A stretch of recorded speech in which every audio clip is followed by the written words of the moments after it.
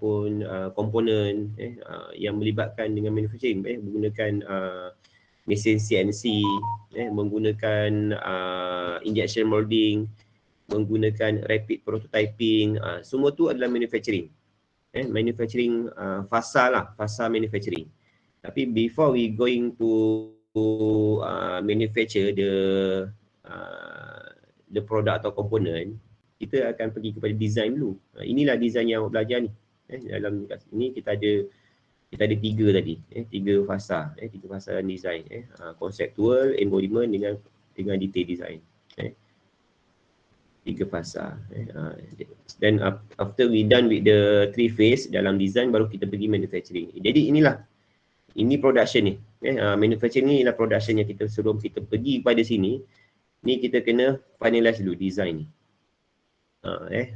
That's why kita nak kena pastikan the decision has been made before we brought all the documents to the manufacturing lah.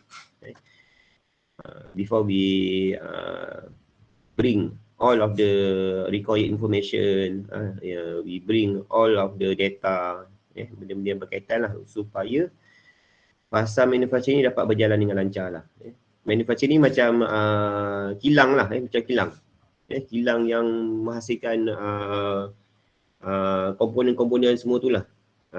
Tapi data tu datang daripada design dulu. Kalau tak ada data ni, maknanya dia tak boleh buat apa-apa. Okay, then so detail design is very specific lah. Detail design is very specific and concrete activity. Memang sangat detail. Memang dia kalau salah sikit, dia akan menyebabkan kesilapan dalam manufacturing. That's why detail design ni is very specific, very specific and concrete activities lah. And then the implication dia, poor detail design can ruin a brilliant design concept and lead to manufacturing defects, high cost and poor reliability in service. Kalau hasil yang diberikan kepada manufacturing tu tidak mencapai apa kehendak daripada segi manufacturing tu sendiri, so dia akan meningkatkan kos lah, ataupun kesilapan ataupun failure dalam manufacturing. Paling nanti bila kita dah berada dalam environment tu, you akan tahulah. Tapi ini kita nak cerita dulu. Ini adalah teori. Ini adalah teori. Dan nanti bila, sebab di industri dia akan terus apply apa yang telah dinyatakan dalam design kepada manufacturing. Itu dalam industri lah, the real situation, real case lah. Tapi dalam course ni kita bagi you sedikit pengalaman lah. Sedikit pengalaman, that's why dalam kursus ni saya memang kalau boleh adalah aktiviti fabrikasi. Tak banyak, sikit pun jadilah, supaya you boleh nampak dia punya pengalaman dia kan. Contoh you nak buat dia punya body ataupun casing dia macam ni, bentuk macam ni kan. Okey, cuba buat kan, cuba fabricate. Okey, jadi tak jadi, apa pengalaman yang you dapat daripada situ kan. Mungkin masa design tu you tak concern dengan dia punya dimension of hole kan. Dan bila masuk ke fasa untuk fabricate, dia ada defect, dia punya hole terlalu rapat ke tepi. Jadi bila rapat ke tepi, bila you buat pemasangan dia mudah pecah. Contohlah kan, itu adalah satu pengalaman ataupun fasa learning process kita panggil, learning process supaya you nampak lah. That's why dalam khusus ni, mana-mana kumpulan yang ada membuat aktiviti selepas design pergi kepada fabrication, tak banyak pun dapat sikit, as long you have the idea how to make simple fabrication in order to prove the concept lah. I think that might be helpful lah. Dia akan memberi benefit kepada you punya project, rather than yang tak buat apa-apa.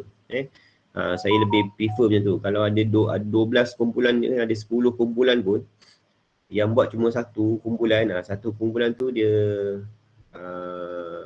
lebih baik daripada yang 9 tadi. Macam tu. Kalau maknanya kalau 10 buat lagi bagus lah, semua 10 bagus. Tapi itulah tak semua kumpulan yang boleh bagi komitmen sepenuhnya lah. Bergantung lah. Dia pun dia ada pasangan. Kalau nak buat. Tapi inilah proses dia. Kenapa saya memang sangat menggalakkan untuk you all adanya fabrikasi tersebut supaya ada pengalaman. Ada pengalaman macam mana nak deal dengan fasa ni, dua ni. Design ni memang you boleh buat apa dua bentuk design boleh buat. Kan? Tapi fasa nak ke manufacturing ni. Ni fasa ni memang ini pengalaman yang you akan dapat kat sini. Ini pengalamannya. Ini pengalaman. Kan ini banyaklah banyak benda yang you akan dapat belajar daripada sini. Kalau tiada unsur-unsur kaitan antara design dan manufacturing, so maknanya you kurang mendapat pengalaman yang lebih baik lah. Okay, so yang ni nanti boleh baca sini lah. Banyak benda yang dalam slide ni you boleh baca in order to make you understand clearly lah about the detail design and then the activities what should be in the detail design. Kalau kita nampak sini detail design, this is the contribution lah of the detail design, and then ini adalah penghasilan product development ataupun manufacturing. Ini manufacturing. Manufacturing. Kalau yang ni design lebih kepada design dia, design stage. Okay. Make by decision, ini juga salah satu pengalaman bila you deal dengan fabrikasi, and then you need to buy the materials, you need to deal with the fabricator, you need to deal with the machinist, ataupun you deal dengan mana-mana supplier in order to get the component supaya you boleh buat your proposed idea tu, kan. Ini kena ada lah macam mana you nak deal, macam mana you nak come out dengan idea yang boleh membantu kepada you punya projek. This is the time lah. Benda ni dia memang sangat penting. Okay, an important kita baca satu yang ni lah. An important reason for making this decision early is so you can bring the supplier into the design effort as an extended team member. Maknanya kita kena ada satu decision. Sama ada kalau komponen tu sebab kita ada banyak hardware. Bila you nak pergi ataupun kita nak beli komponen tu, you have to decide lah komponen mana yang sesuai dan komponen mana yang memberi kos yang lebih murah lah. Contoh kita target kos murah, jadi kita kena cari lah. Jadi proses tu dia akan berlaku lah. Proses tu akan berlaku sehingga you boleh come out dengan idea yang lebih baik dengan harga kos yang sangat minimum lah.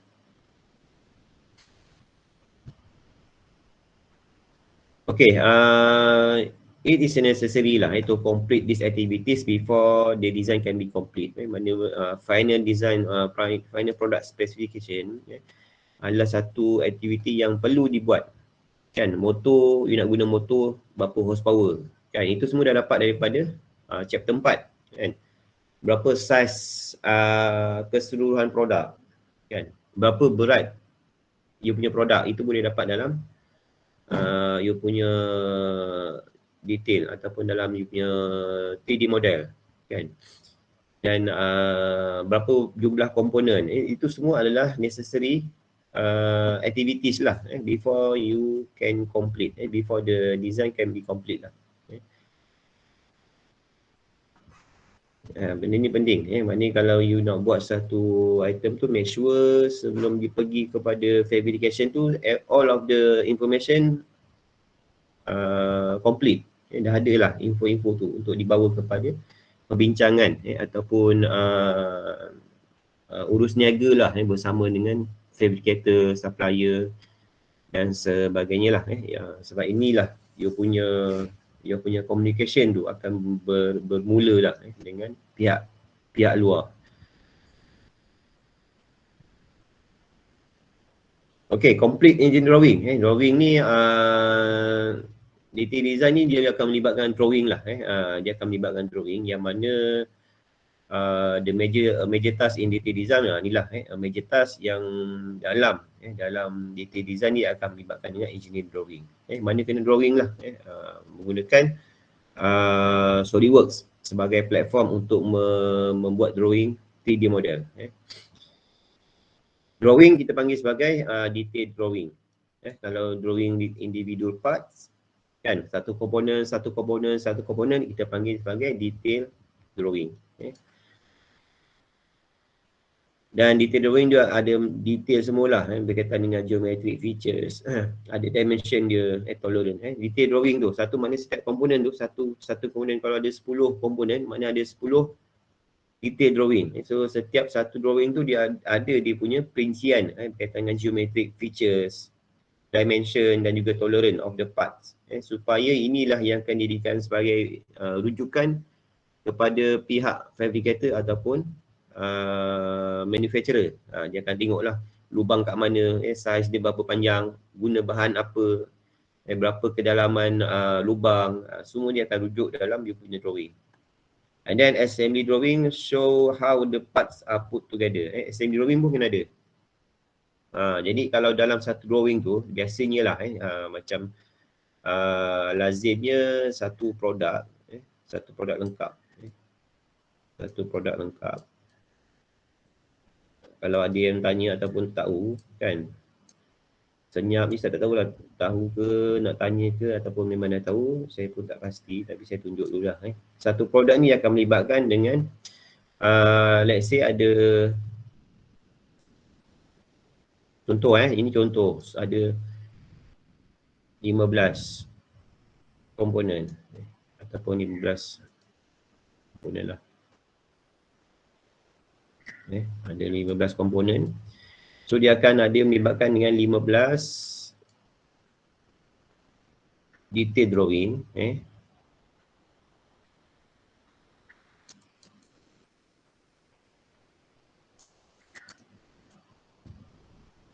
Okey. So dia akan tambah lagi dengan satu, at least ada satu assembly. Satu assembly drawing.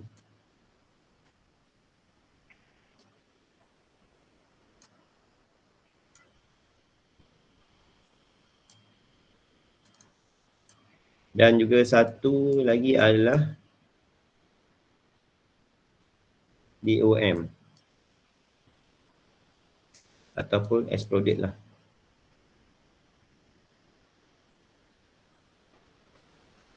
Exploded view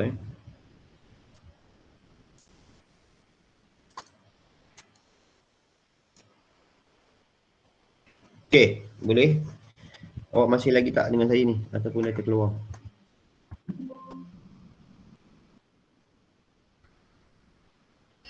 Ada doktor. Yang ini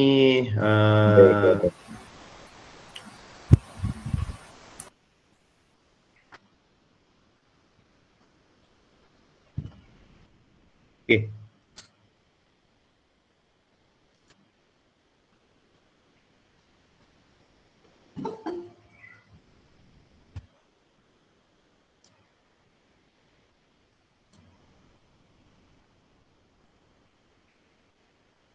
Okey, jadi kita sambung lagi. Itulah mana ada lebih kurang kalau ada you punya satu produk tu ada melibatkan 15 komponen.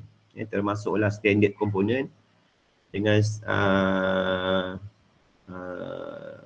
special purpose komponen lah. Maknanya include semua tu. Total semua ada 15 komponen. Jadi ada lukisan 15 detail drawing. Dan plus satu assembly drawing dan satu BOM, lukisan BOM ataupun exploded view lah. So the total of the lukisan ni ada 17 lah. 17 lukisan. 17 drawing. Ya, itulah 17 drawing . Jadi itulah nombor dia, bilangan dalam you punya drawings.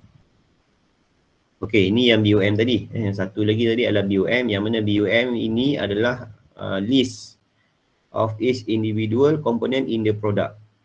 Itu BOM, lukisan BOM. BOM is used in planning for manufacture and in determining the best estimate product cost. Siapa yang tak tahu lagi BOM tu apa, kena rujuk balik lah. Nota untuk kursus-kursus sebelum ni yang menggunakan SolidWorks, yang menggunakan 3D CAD modeling. Kalau tak ingat juga kena repeat lah rasanya. Repeat balik lah kalau tak ingat. Inilah yang tulisan BOM yang akan diguna pakai dalam merancang untuk manufacture dan juga menentukan kos untuk produk tu sendiri kan. Bila dah ada 15 komponen tu, maknanya you boleh dapatkan kos dia kan. Ni bila dah ada 15 komponen, you dapatkan dia punya kos sebab dah ada detail dia. Bahan tu daripada apa, berapa saiz dia. Boleh pergi kedai tanya berapa harga dia. Itu nak dapatkan kos, estimate cost lah. Dan you will revise the product design specification. Kalau dah siap, mana you boleh revise balik dengan chapter yang kedua. Dalam chapter kedua tu, the summary from the chapter tu, dia ada product requirement list. Kalau yang tak ada tu, tengok balik you punya chapter yang kedua. Yang paling last sekali, topik dia mesti ada berkaitan dengan product requirement list, yang mana you boleh matchkan dengan you punya output daripada you punya findings dalam you punya design, detail design tadi, dan cuba cross check lah sama ada design yang you buat ni memenuhi kepada summary yang telah dibuat dalam chapter yang kedua tu. Namanya product requirement list, check dengan dia punya table situlah. Maknanya kalau semuanya memenuhi keperluan, memenuhi kepada kehendak pelanggan, apa yang diminta ataupun apa yang di-demand by the customer, and then you boleh tickkan telah selesai lah ataupun telah dipenuhi, macam tu. Maknanya kita panggil revise the product design specification. Maknanya ada dua table lah. Table pertama tu daripada chapter 2 tu bawa je ke sini dalam chapter yang kelima ni, dan chapter yang kelima ni you just check balik adakah dia fulfill ataupun tidak dengan kehendak tadi, dan berilah sedikit justifikasi sama ada penuhi ataupun tidak. Kena justify lah. Kalau penuhi, maknanya you penuhi daripada segi macam mana. Kalau tidak penuhi, tak penuhi sebab apa. Maknanya kena ada justifikasi lah. Justifikasi yang bersesuaian. Okay, ini ada you revise, and then kemudian complete verification prototype testing. Yang ni, ini adalah lebih kepada prototype lah. After your design has been finalized, and then a beta prototype is built and verification tested to ensure that the design meets the PDS. Inilah kita panggil sebagai macam mana you nak proofkan konsep, kan? Ataupun kita panggil sebagai verification lah. Kita nak verify, kan? Kita nak proof ataupun you nak verify lah. Verify. Macam saya katalah, kalau kita buat mesin masa sekalipun, and then kita nak tahu juga macam mana fungsi mesin masa yang dibuat lah. Semua orang boleh claim awak boleh buat mesin masa kan, yang boleh patah balik ke 2 minggu lepas. Kan kita nak ada masalah time tu, dan kita ingat nak patah balik lah supaya kita betulkan kesilapan yang kita buat kan. Kita buat mesin masa, tapi cuba buktikanlah macam mana you nak buktikan tu kan. Mencabar kat tu kan. Jadi itulah mana kalau any idea yang you propose, they must be end with the at least beta prototype lah, in order to verify lah to ensure that the design meets the PDS. PDS ni adalah Product Design Specification. PDS ni adalah Product Design Specification yang kita claim that is your punya proposed idea. Jadi yang ini nanti kita akan pergi ke chapter yang ke-6 sebab dia bukan hanya ada beta, dia ada alpha, dia ada model konsep, dia ada beberapa, dia ada actually ada 6 jenis prototype lah yang you kena tahu. Yang ni cuma satu prototype yang you kena tahulah. Dia ada lagi, dia ada kawan-kawan ni lagi, ada beberapa lagi jenis prototype yang you kena tahulah selain daripada beta. Beta ni adalah prototype yang kedua terakhir. Yang kedua terakhir yang mana ini adalah dia maksud dia is made with the same materials and manufacturing process as the product but not necessarily from the actual production line. Dia adalah masih lagi prototype tapi bukanlah daripada finalize punya production line lah. Dia belum lagi fasa yang sesuai untuk dimarketkan. Dia masih lagi fasa nak testing lagi. Tapi dia dah finalize yang kedua terakhir. Tapi dia ada lagi beberapa yang sebelum tu. Dia ada alpha, ada model konsep, ada virtual dan macam-macam lah prototype yang you kena tahulah. In order to make sure you punya produk ni boleh dibuktikan secara prototype lah. Tapi prototype tu bergantung kepada situasi ataupun keadaan. Nanti kita akan belajar dalam chapter yang ke-6. Chapter yang ke-6.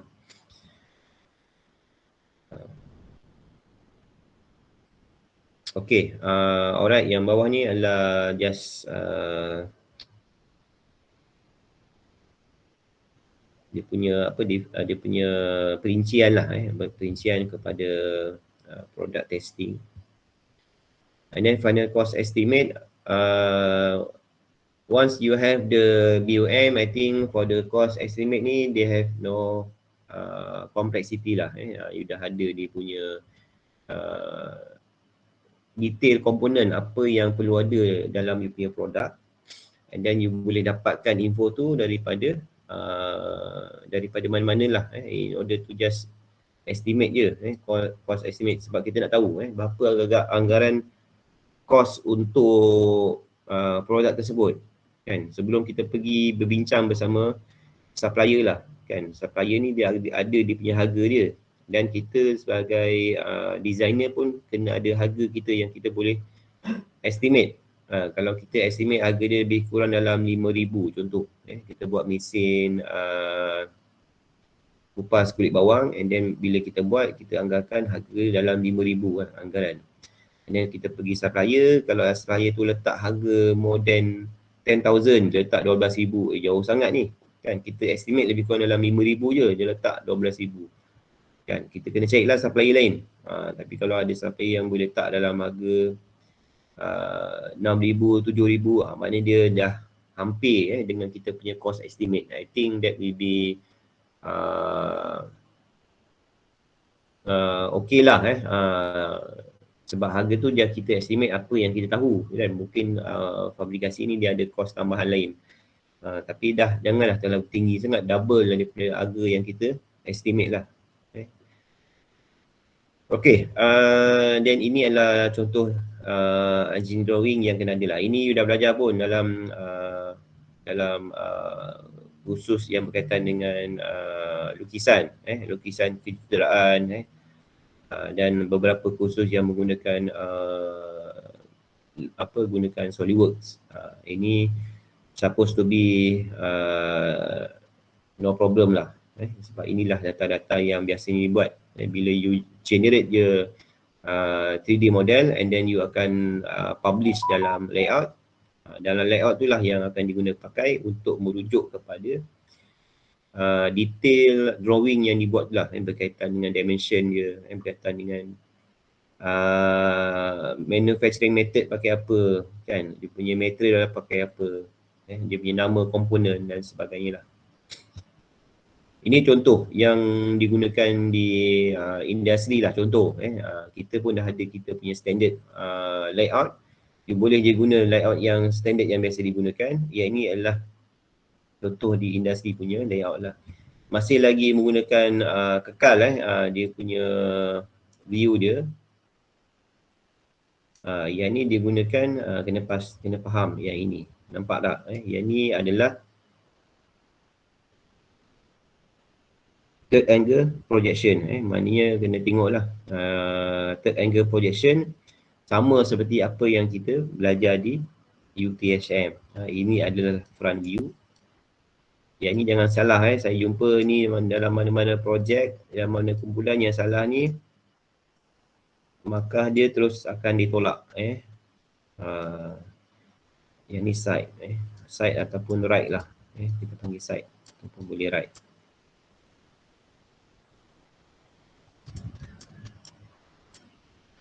Dan ini adalah top lah.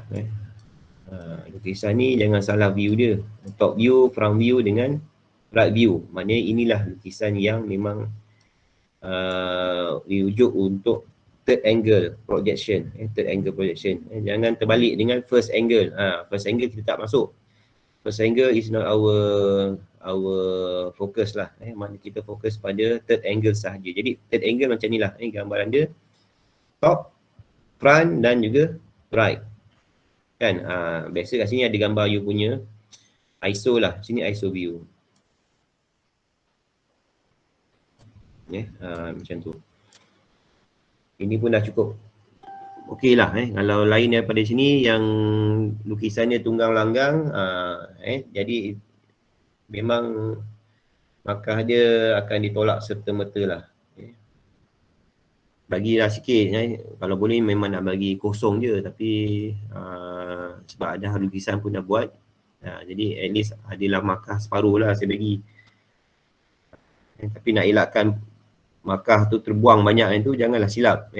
Jadi masing-masing kena tahu ada dia punya standard view dia yang kena ikut.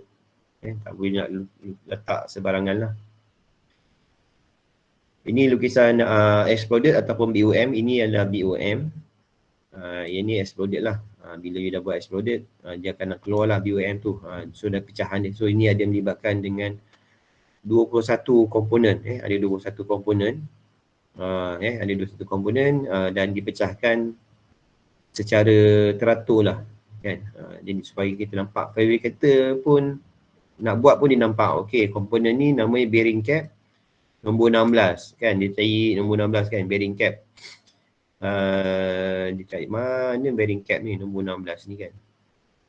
Saya cari pun tak jumpa ni. 16. Okey, ni adalah bearing cap. Nombor 16 ni adalah bearing cap. Jadi kalau dia nak tengok apa nombor 2 ni kan, halus sangat ni kan, nombor 2 ni apa. So dia tahulah, oh ini adalah taper plug.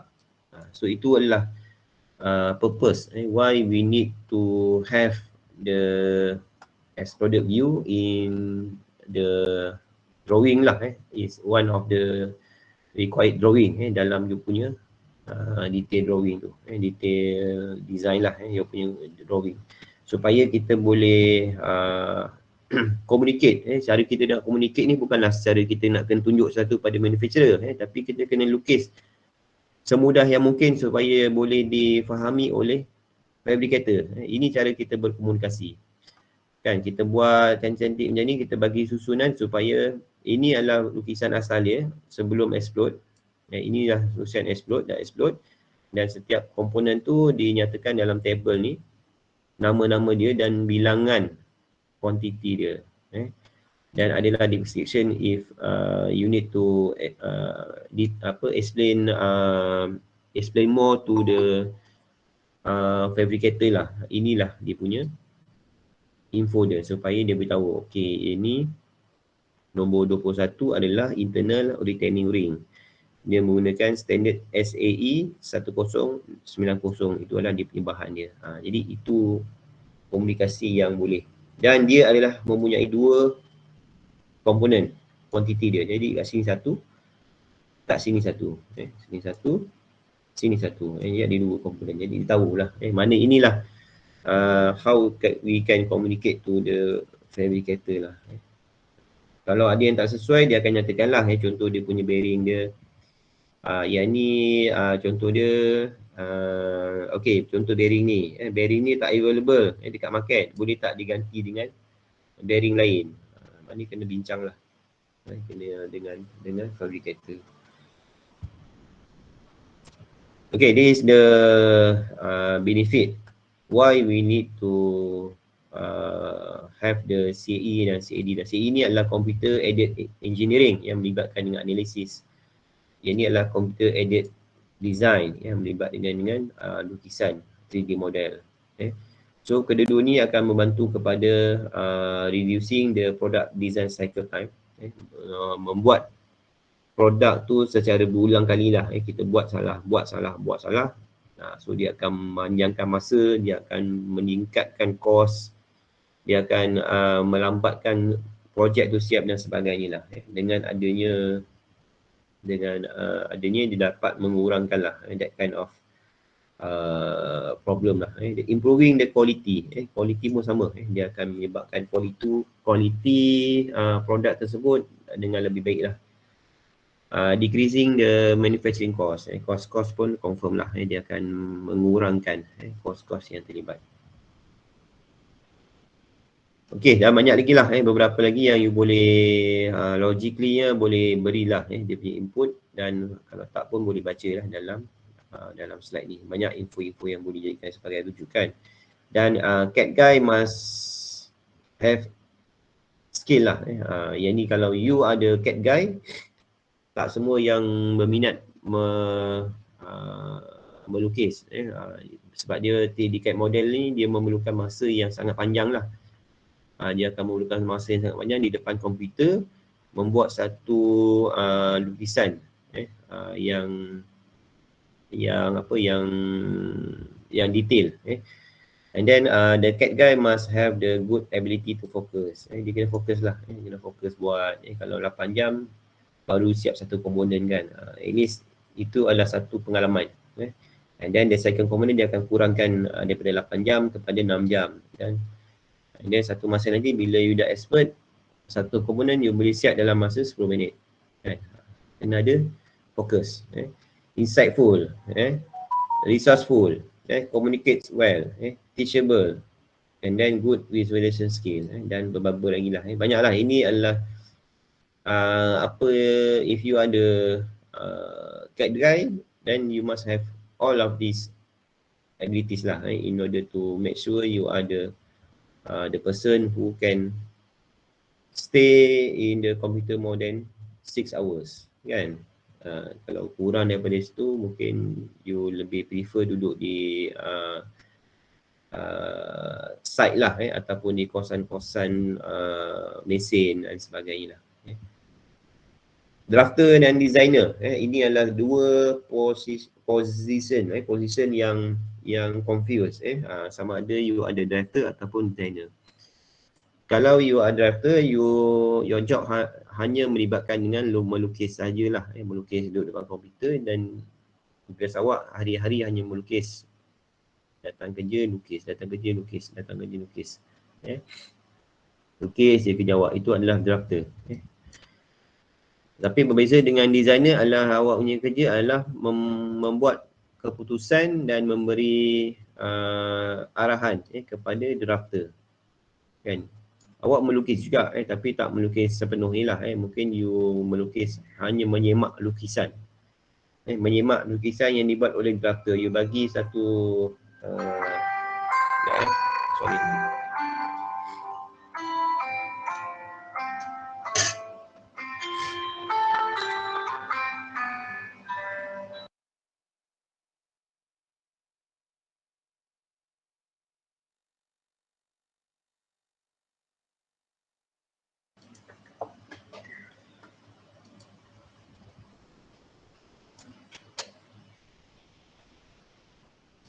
Okey, masih connect lagi dengan kelas? Ada. Okay, this one is the comparison between the drafter and designer lah. You can apply for the job for a drafter or designer lah. Which one? But if you are the degree level, you choose the designer lah instead of drafter. Drafter ni hanya melukis. Dia tidak boleh memberi apa sebarang keputusan selain daripada yang arahan yang telah ditetapkan lah. Compare to the designer, you have the ability to have the decision lah, kan. Tapi you juga akan memberi arahan kepada drafter untuk membuat sebuah lukisan. Contohnya you ada projek membuat kerusi, kan. Dan kerusi tu guna bahan apa, berapa nak guna kaki berapa, apa you punya fokus, kan. Apa dia punya komponen-komponen yang terlibat. So semua tu akan dibuat oleh designer. Tapi for the drawing, you akan pass kepada drafter lah. Drafter ni akan melukis. Itulah dia punya comparison. Masih lagi menggunakan CAD yang sama. Designer akan menyemak lah. So far biasanya designer akan menyemak apa yang drafter buat. Dan selain daripada itu, if you have the skills in the SolidWorks especially, and then you have more than drawing lah. You boleh buat marketing, you boleh buat manufacturing sekali, assembly dan sebagainya lah. Yang ni the value of CAD across different functional product, functional group lah. Ini dan juga CAE, selain daripada 3D CAD model, juga you boleh buat analisis linear static, thermal, fabrication, fatigue, vibration, fatigue, optimization, contact dan non-linear. Jadi dalam kursus ni cuma tak semualah yang awak belajar yang akan buat, tapi that the necessary knowledge ataupun skill yang you kena tahu ataupun you kena dapat lah. Kita tak pergi pada semua, bergantung kepada projek masing-masing. Kalau you ada gunakan berkaitan dengan thermal, kan, ada gunakan heating, kan, then you nak tahu berapa heat yang akan di-generate by the component, and then you akan gunakan thermal analysis. Tapi tak semua ada yang boleh gunakan thermal analysis. Contoh ada gunakan linear static dan sebagainya lah. BOM, ni contoh sama macam tadi. Contoh BOM, role of manufacturing in design, macam tadi saya dah maklumkan, dia ada kaitan, berkaitan dengan antara before manufacturing, they must have a design lah. Ini semua boleh baca lah, boleh baca untuk menambahkan lagi apa yang maksud yang saya cuba sampaikan tadi. Okay, types of manufacturing process. Dalam manufacturing process ni, after you done with the design, then you go to fabrication, and then they have several types lah dalam manufacturing process. So the first, you akan pergi kepada primary. Primary process, you akan take raw material and create a shape. Kan? Contoh you dah ada satu komponen daripada drawing tu.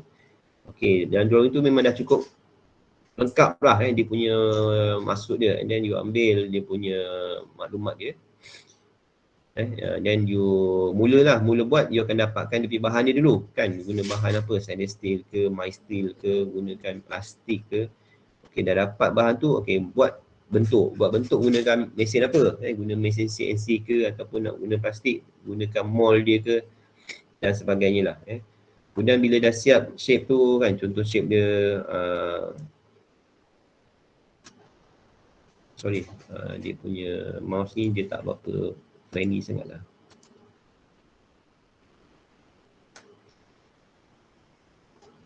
Okay, contoh shape dia macam ni lah. Okay, you buat shape dia macam ni. Oh, sorry. Ini dia punya lubang dia ni. Lubang tu nanti dulu. Okay, let's say kita buat shape dulu. Kita buat shape dulu, bentuk dia macam ni. Kemudian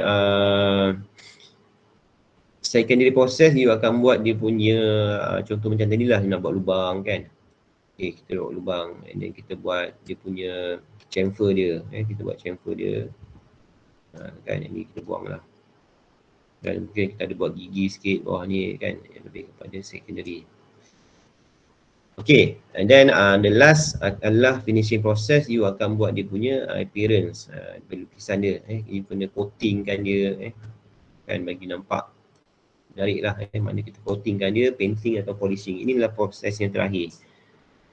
So maknanya dalam fasa untuk penghasilan suatu komponen, dia ada 3 fasa utama. Fasa primary, fasa secondary dan fasa finishing process. Jadi ini kena ingat lah. Nanti kalau dalam periksa pun dia tanya, dalam exam, dalam test dia tanya, contoh dia bagi satu produk, contoh paling simple bracket lah, bracket. You kena buat lah bracket dia punya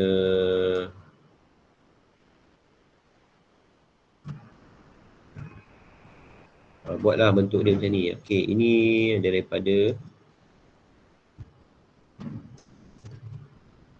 kan, ini contoh bracket. Nanti buatlah cantik sikit ni, saya buat pakai mouse ni. Jadi lukisan ni tak apa menjadi sangat. Bila dah buat, ambil bahan, cakaplah ni bahan apa, kan? Ni bahan steel apa? Stainless steel. Stainless steel telah daripada 2 lapis, explain sikit kan. Dan membuat bentuk L. Kan? Dua komponen, 2 part stainless steel telah dipotong dan digabungkan menjadi bentuk L. Bentuk L. Okay. Kemudian ambil buat satu bulatan di bawah ni dan 4 bulatan di atas lah untuk membuat dia punya peletakan skru dia. And then you buat dia punya chamfer dia, apa-apa lah. Kemudian lepas habis you akan buat dia punya coating, you akan spray coating lah. You akan spray coating.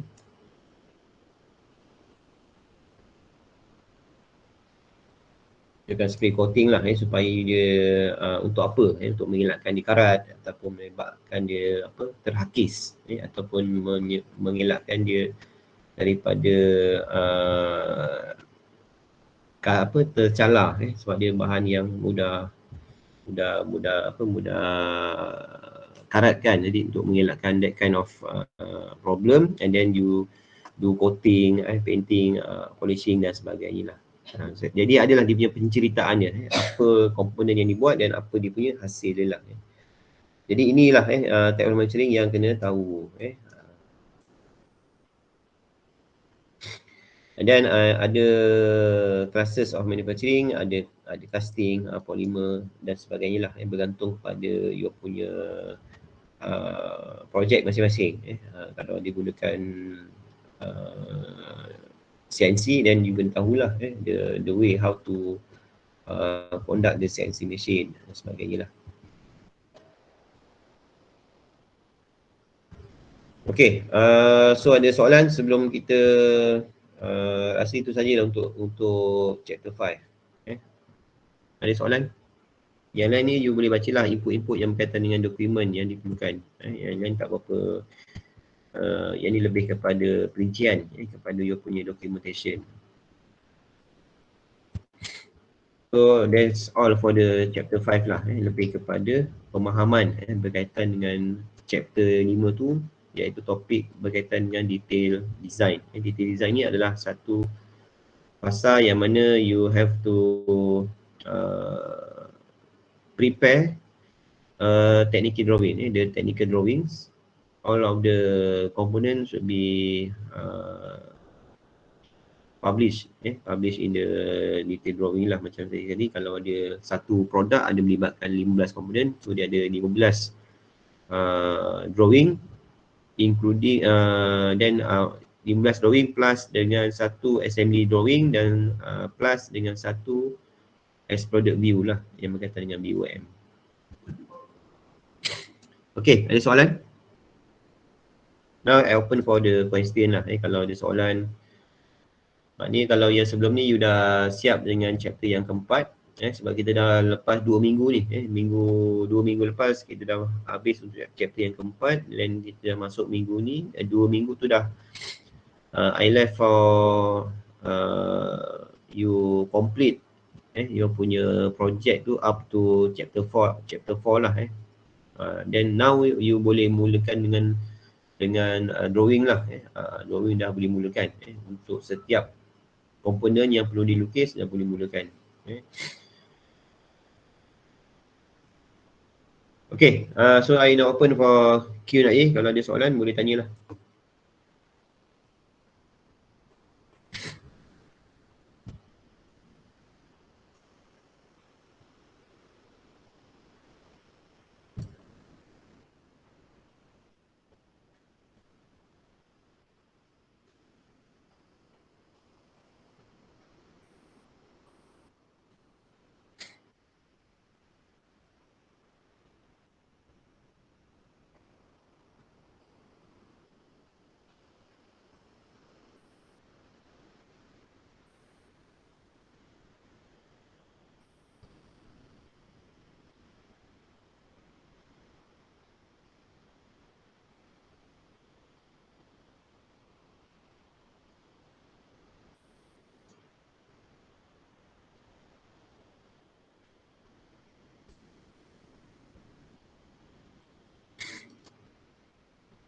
Setakat ni tak ada soalan nak tu.